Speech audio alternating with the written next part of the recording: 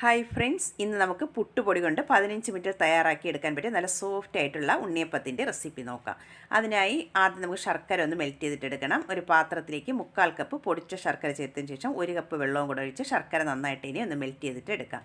ഇവിടെ ശർക്കര നന്നായിട്ട് തിളച്ച് മെൽറ്റായി വന്നിട്ടുണ്ട്. നമുക്കത് മാറ്റി വയ്ക്കാം. അടുത്തതായി ഒരു പാത്രത്തിലേക്ക് 1 കപ്പ് പുട്ടുപൊടി ചേർത്ത് കൊടുക്കാം. അതിൻ്റെ കൂടെ തന്നെ 1/2 കപ്പ് മൈദയും കൂടെ ചേർത്ത് കൊടുക്കുന്നുണ്ട്. മൈദയ്ക്ക് പകരം ഗോതമ്പ് പൊടി വേണമെങ്കിൽ എടുക്കാവുന്നതാണ്. അതിലേക്ക് ഇനി ആവശ്യമായിട്ടുള്ള ഉപ്പും കൂടെ ചേർത്തതിന് ശേഷം നന്നായിട്ട് തന്നെ ഇതൊന്ന് മിക്സ് ചെയ്തിട്ട് എടുക്കണം. നന്നായിട്ട് മിക്സ് ചെയ്തെടുത്തിട്ടുണ്ട്. ഇനി നമുക്കതിലേക്ക് 1 കപ്പ് വെള്ളവും കൂടെ ചേർത്ത് കൊടുക്കാം. ഞാനിവിടെ നോർമൽ പച്ചവെള്ളമാണ് ഇതിലേക്ക് ചേർത്ത് കൊടുത്തിട്ടുള്ളത്. എന്നിട്ട് നമുക്ക് നന്നായിട്ട് തന്നെ ഇതൊന്ന് മിക്സ് ചെയ്തിട്ട് എടുക്കാം.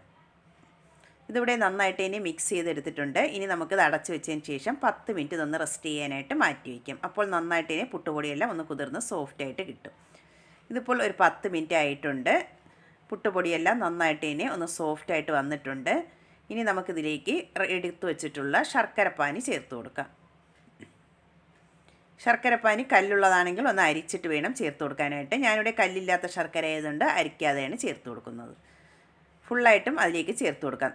നമ്മൾ കയ്യിൽ തൊടുമ്പോഴുള്ള പാകത്തിനുള്ള ചൂടാകുമ്പോഴാണ് ഇതിലേക്ക് ചേർത്ത് കൊടുക്കാനായിട്ട്. ഒരുപാട് ചൂടോടുകൂടി ചേർത്ത് കൊടുക്കരുത്.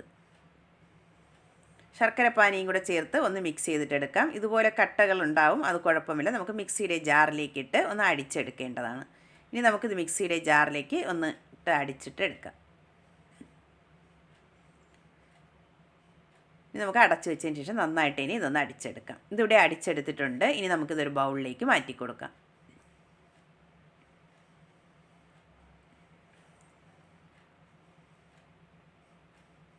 ഇനി നമുക്ക് നന്നായിട്ട് ഇനി ഒന്ന് മിക്സ് ചെയ്തിട്ട് എടുക്കാം. ഈ കൺസിസ്റ്റൻസിൽ വേണം മാവൊന്ന് റെഡിയാക്കി എടുക്കാനായിട്ട്. ഇനി നമുക്കിതിലേക്ക് ചേർത്ത് കൊടുക്കേണ്ടത് നല്ലൊരു ഫ്ലേവറിന് വേണ്ടിയിട്ട് 1/2 ടീസ്പൂൺ ഏലക്കാപ്പൊടി ചേർത്ത് കൊടുക്കാം.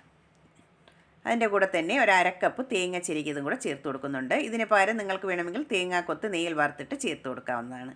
ഒരു 1/2 ടീസ്പൂൺ കറുത്ത എള്ളും ഒരു 1/4 ടീസ്പൂൺ ബേക്കിംഗ് സോഡയും കൂടെ ചേർത്തതിന് ശേഷം ഒന്നും കൂടെ നന്നായിട്ട് ഇനി മിക്സ് ചെയ്തിട്ട് എടുക്കാം.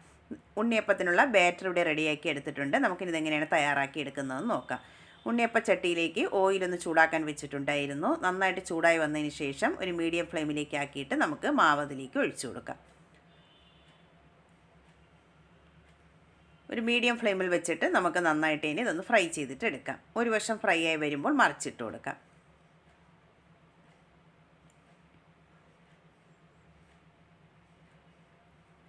മറിച്ചിട്ടതിന് ശേഷം 2 വശം നന്നായിട്ട് ഇനി ഫ്രൈ ആയി വന്നതിന് ശേഷം നമുക്കിനി ഇതിൽ നിന്നും കോരി മാറ്റാം. നല്ല ടേസ്റ്റി സോഫ്റ്റുമായിട്ടുള്ള ഉണ്ണിയപ്പം ഇവിടെ റെഡി ആയിട്ടുണ്ട്. എല്ലാവരും ഒന്ന് ട്രൈ ചെയ്ത് നോക്കിയിട്ട് സബ്സ്ക്രൈബ് ചെയ്യാൻ